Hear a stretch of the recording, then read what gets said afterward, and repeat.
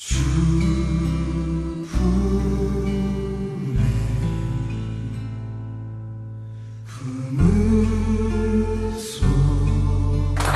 달 여름 행사를 이제 갖게 됩니다. 내일부터 시작되는 작년 여름 성명학교 이제 월요일부터 목요일까지 밤은 있게 되고요. 화요일부터 금요일 날 영상으로 강의를 하게 됩니다. 그리고 이제 7월 말이 되면 교회 학교 여름 행사를 이제 가지게 됩니다. 이런 행사를 준비할 때 우리의 기도 제목이 이제 생기게 되는 겁니다. 이제 초등부 같은 경우는 초등학생 정도는 하지만 중고등학생 같은 경우는 이제 학원 문제, 또 보충 수업 관련돼서 이런 여러 가지 부담들 어떻게 하는 것이 참 좋은가 하는 이런 짐들이 이제 우리에게 생기게 되는 거죠. 그런데 사실 이것은 더 좋은 기회입니다. 이거 안 그러면 기도 안 합니다. 우리가 고민도 안 하고 갈등도 안 하고. 그래서 우리가 신앙에 한번 성장하고 한번 믿음으로 뭔가를 대결을 해서 승리를 하기 위해서는 이런 장벽들 앞에 우리가 한번 서는 것이 필요합니다. 그래서 하나님께서 지금 우리 믿음의 부모들에게 시험하는 겁니다. 우리가 여기서 물러서면 안 되는 거죠. 이 시험은 뭐냐면 대가를 지불하는 시험입니다. 학원을 빠지고 학교 선생님을 찾아가서 설득하고 또 다른 대안, 이게 바로 다니엘이 있던 거 아닙니까? 왕의 진미와 포도주를 나는 거절합니다. 그러나 이것이 황관장 당신에게 너무 짐이 된다면 10일 동안 시험해보고 그 다음에 결정해요. 이런 지혜를 구하고 그래서 하여튼 뚫고 나가야 되는 겁니다. 그래서 어쨌든 우리는 아이들을 우리는 여름 성경학교로 여름 순회로 보내야 되는 거죠. 길을 찾아야 되는 거죠. 저는 이제 이것을 생각하면서 이 대가라는 것에 대해 생각하게 됐습니다. 대가를 지불한다는 게 뭔가. 우리는 대가는 쓸데없는 것, 대가 없이 그냥 따라가면 얼마나 좋을까 생각하지만 실제로 대가라는 것이 우리에게 얼마나 큰 축복인지 두 가지 면에서 그렇다는 것을 알게 됐습니다. 하나는 대가를 지불할 때 정체성이 확 일게 됩니다. 대가를 지불하면서 내가 누군지를 알게 됩니다. 내가 하나님의 사람이구나. 하나님이 책임지면서 내가 믿는 사람이구나. 내 정체성을 언제 만들어지는가 하면 대가를 지불할 때나 대가를 지불하지 않는 사람은 여전히 계속 언제든지 자기의 정체성은 세상의 정체성밖에 안 돼요. 내가 어디에 대가를 지불하는가 보면 내가 누군지를 알게 돼요. 그래서 하나님은 한 번씩 우리가 잊으려 하면 대가를 우리에게 지불하게 하시고 네가 누군지를 알아요. 또 한 가지 대가라는 것이 왜 축복이냐면 대가를 지불하면 할수록 받는 은혜가 큽니다. 대가를 놓고 갈등하고 기도하고 씨름하는 가운데 벌써 내 마음은 하나님을 향하게 되어 있는 겁니다.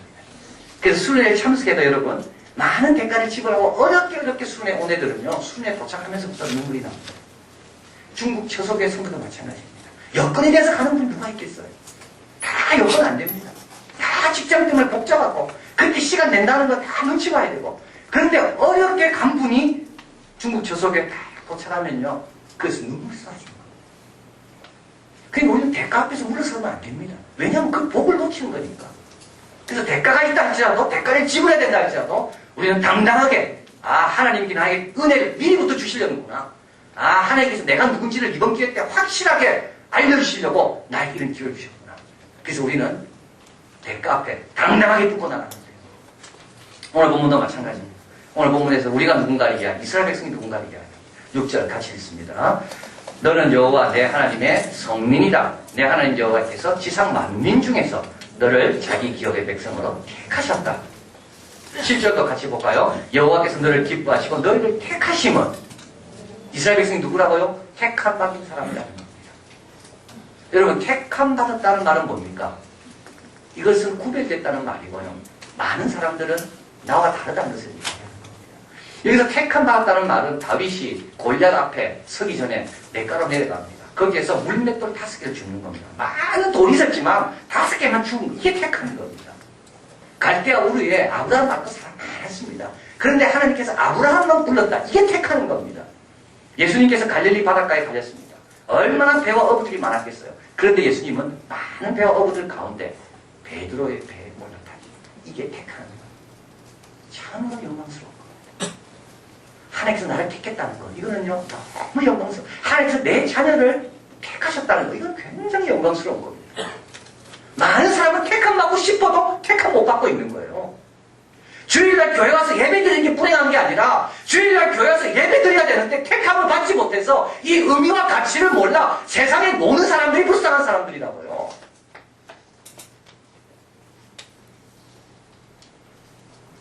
오늘 본문에서 분명히 이야기합니다. 내가 너희를 택한 것은 너희가 뭐 착해서 택한 게 아니라 착각하지 말라는 거예요. 너희가 수요가 세상보다 많아서 다른 민족보다 그래 택한 게 아니라는 거예요. 두 가지 이유. 하나는 사랑해서 택한 거고 또 한 가지는 너희 열조에게 조상들에게 약속한 걸 내가 지키기 위해서 너희를 택해준다. 좋은 조상 만났기 때문에 복받은 겁니다. 좋은 부모 만났기 때문에 복받은 거예요. 그리고 하나님께서 많은 사람 가운데 나를 그래도 사랑하고 주목하신다는 거. 이게 가장 큰 복입니다. 노벨 문학상의 대상으로 2번이나 올랐지만 받지는 못했습니다. 그러나 톨스토이와 도스토옙스키의 버금가는 문학가로 알려진 나코스 카잔차키스, 현대 그리스 문학을 대표합니다. 20세기 문학의 구도자로 불립니다. 그의 책 22권이 그의 전집으로 우리의 지금 번역되어 있습니다. 그러다 적은 지중해 기행에 보면 그런 예루살렘에 이제 가게 되는 거죠. 거기서 수도원으로 들어갑니다. 그는 일부러 부탁을 합니다. 가장 엄격한 수도원으로 나를 보내달라. 완벽한 고행을 하기 위해서. 그래서 그는 프로드로모스 수도원에 지정을 받습니다. 해변 경사를 타고 올라가 황량한 남떨어지에 있는 외딴 수도원. 수도원의 자리를 딱 잡고 그는 이렇게 고백합니다. 외칩니다. 육신이 잠을 원하는가? 그렇다면 나는 깨어있을 것이다. 육신이 먹고 싶은가? 그렇다면 나는 단식할 것이다. 육신이 쉬고 싶어하는가? 그러면 나는 일어서 산을 올 것이다. 육신이 축구하는가? 그럼 나는 발가벗고 암석들 사이를 돌아다닐 것이다. 그리고 나는 시간이 지나면 지날수록 더 높은 수준의 전리품을 목표를 향해 도전한다. 그리고 석 달이 지났습니다. 단식과 고통으로 일어설 수 없을 정도까지 그는 힘들었습니다. 그런데 주님 만났을까요?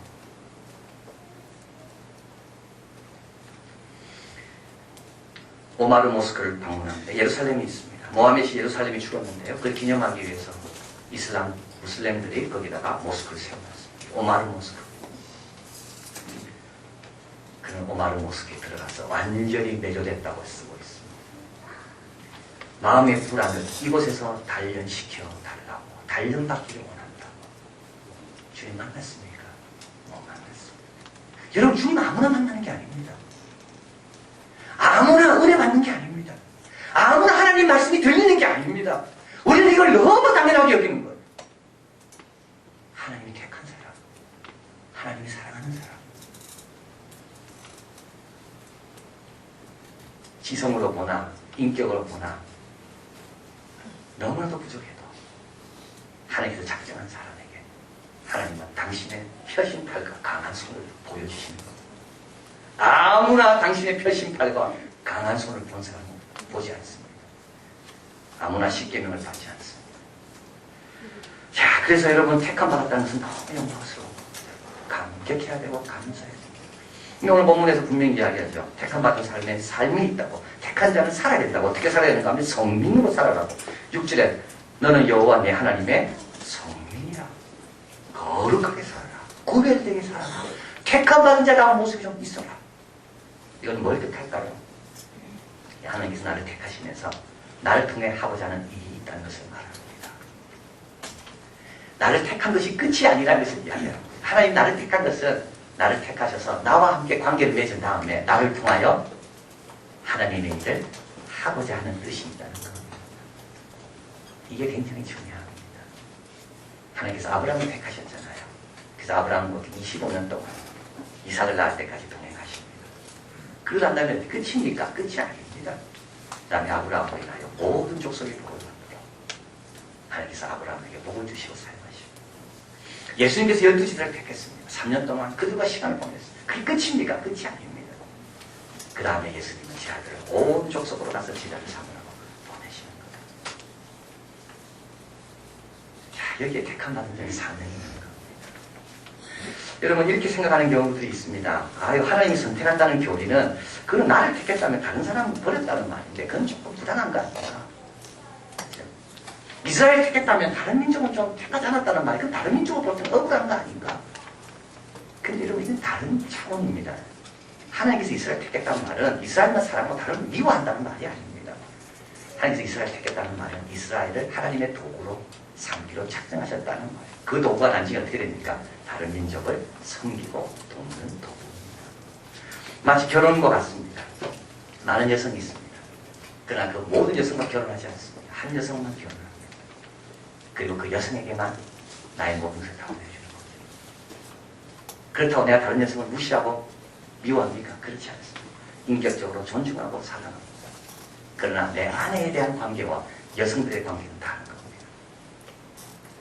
그래서 오히려 가정이 행복하기를 빌어줍니다. 왜냐하면 그 가정이 행복할 때 그 행복을 통하여 다른 가족들이 복을 누리니까. 이게 하나님의 택하심입니다. 우리 변지석 선교사님이 적은 논문 성결론적 교회론이 오늘날 교회 주는 도전들에 보면 인도 선교사가 한 인도인으로부터 질문을 받는 내용이 나옵니다. 서부 유럽 사람들이 아직 야만 상태에 있을 때 이미 세계 가장 위대한 종교의 경전들을 퍼내고 수많은 성인들을 가지고 있던 자신들에게 하나님은 보여주지 않고 왜 오랜 시간 동안 숨어 계시다가 이제 저 미개한 사람들의 손을 통하여 복음을 듣게 합니까? 저 서부 유럽 사람들이 미개한 상태에 있을 때 우리는 그때부터 그 전부터 우리는 종교심이 뛰어나서 위대한 종교의 경전들을 인도 사람들은 적어왔는데 왜 우리에게 하나님은 보여주지 않고 하나님의 뜻과 계시를 저 미개한 유럽인들에게 보여주시고 그리고 수천 년 지난 다음에 이제 우리에게 하나님의 사랑을 왜 보여주는가? 이렇게 질문하는 겁니다. 우리 변지석 성사의 논문에서 이렇게 이야기합니다. 하나님께서 구원하신 역사를 이끌어가는 방법을 몰라서 그럽니다. 하나님께서 역사를 어떻게 이끌어가시는데요? 여러분 하나님의 역사는요 인격적으로 이끌어가십니다. 하나님의 역사는 아브라함 한 명을 택하셔서 그 전능하신 하나님이 아브라함과 25년을 보내면서 그 다음에 아브라함을 통하여 또 다른 역사가 이루어지도록 이게 하나님이 하시는 방법입니다. 예수님도 마찬가지입니다. 모든 사람들에게 성전 꼭대기에서 뛰어내리면서 당신의 메시아를 보이는 그 사탄의 방법이고 우리 예수님은 12명의 제자들과 함께 시간을 보내며 실험하며 그리고 제 아들이 세워진 다음에 그들을 통하여 하나님의 역사가 이루어지도록. 자, 그래서 우리 한 사람 한 사람이 더 중요한 거. 한 사람 한 사람이 더 중요한 거. 우리 자녀 한 명 한 명이 너무 중요한 거. 오늘 본문에서 그래서 이런 맥락에서 우리에게 중요한 말씀이 나오는데 우리 뒷부분에 한번 가볼까요? 우리 9절입니다. 같이 읽겠습니다. 그런즉 너는 알라 오직 내 하나님 여호와는 하나님이시여 신실하신 하나님이십니다. 그를 사랑하고 그 계명을 지키는 자에게는 천대까지 그 언약을 이행하시며 이들을 베푸시나니. 우리 하나님은 뭐 하라 그래 됐습니까? 사랑하라고 되어 있죠. 그 다음에 앞으로 가보겠습니다. 6장 5절 같이 있습니다. 너는 마음을 다하고 성품을 다하고 힘을 다하여 내 하나님 여호와를 사랑하라. 예. 택함받은 사람이요 하나님께 대해서 해야 될 일은 이 사랑하라는 겁니다. 명령 지키는 게 아닙니다. 명령보다 더 중요한 게 있는데 사랑입니다. 사랑하면 명령은 아무것도 아니죠. 자, 하나님께서 우리를 택하시고 나와 친밀한 관계 속에서 하나님의 모든 걸 다 보여주시고 그래서 아브라함을 정말 하나님의 친구처럼 이런 관계 속에서 아브라함을 세우고 그 다음에 그 아브라함을 통하여 다른 민족들이 복을 받게 하시려는 하나님의 계획이 있기 때문에 우리는 어떻게 하라고 해요? 그 하나님을 사랑하라고. 우리도 하나님이 나를 사랑하는 것처럼 나도 하나님을 사랑하라고. 근데 이 하나님을 사랑하라는 말은 어떤 뜻이 있는가 하면 레네드 스윗에 의하면 하나님은 관계다운 관계를 원하신다는 겁니다. 관계 같지 않은 관계를 원치 않는다는 거예요. 하나님은 두 마음을 품은 상태로 하나님께 나와 예배드리는 그런 사람을 원치 않는다는 거예요. 하나님 앞에 나오려면 하나님이 원하는 관계다운 관계를 맺기를 하나님 원하시는 겁니다. 이게 사랑입니다. 하나님 천지를 다 창조하시고 마음에 안 드시는 게 딱 하나 있었습니다. 그건 아담이 독처하는 거였어요. 그래서 하나님 마음에 안 들어요. 그래서 이불을 만들어요. 그 다음에 아담이 뭐라고 그래요? 이 내 뼈 중에 뼈요. 살림의 사람. 하나님 그런 관계를 원하시는 거예요. 하나님과 우리 관계도 맞아요. 하나님이 우리를 사랑하시듯이 우리도 하나님을 사랑하게 원하죠. 그리고 또 이 사랑이라는 게 뭘까요? 작년에 여러분 월드 브루그만이라는 그런 구약신학자가 구약신학에서 이렇게 말합니다. 사랑은요 자유와 열정이 가능하게 하는 게 사랑이라는 거예요. 모든 위에 있어서 자유롭게 만드는 게 사랑이고 열정적으로 만드는 게 사랑입니다. 여러분 잘 생각해 보십시오. 내가 직장을 너무 사랑합니까? 그러면 직장에 하는 모든 일들은 자유와 열정 가운데 할 수 있습니다. 내가 가정을 너무 사랑합니까? 거기에는 항상 자유와 열정이 억지로 하는 게 아닙니다. 그건 사랑이 없을 때 억지가 됩니다. 그래서 사랑이 없을 때 의무가 됩니다. 그 하나님께서 이스라엘 백성에게 사랑을 요구하는 이유는 하나님 명하신 모든 것들이 뭐라고? 자유와 열정 가운데 이루어지려고 하십니다. 굉장히 중요한 시금석입니다. 열정이 식었나요? 억지가 되고 체면치레가 되나요? 뭐가 문제죠? 사랑이 문제. 그런데 하나님의 택함을 받고도 끝까지 열매를 못 거둔 사람들이 많이 있습니다.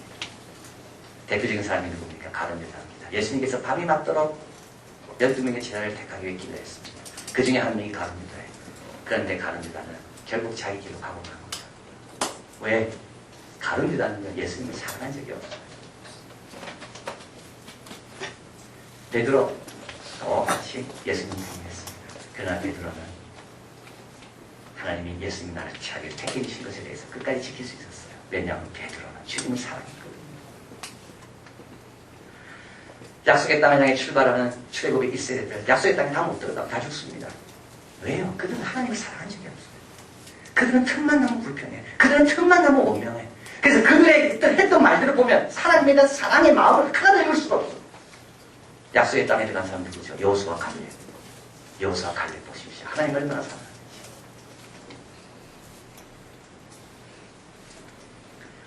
여러분, 그래서 하나님 사랑하는 사람은 하나님의 계명이 무겁지 않습니다. 하나님 사랑하는 사람은 언약에 하나님 나를 택해 주신 것에 대한 그런 하나님의 귀한 뜻을 받들기 위해서 흔들릴 때도 있지만 또 일어나서 또 걷고, 그래서 하나님의 택함받은 그 사명을 감당할 수가 있는 겁니다. 레너드 스위시저가 나를 미치게 하는 예수라는 책이 있습니다.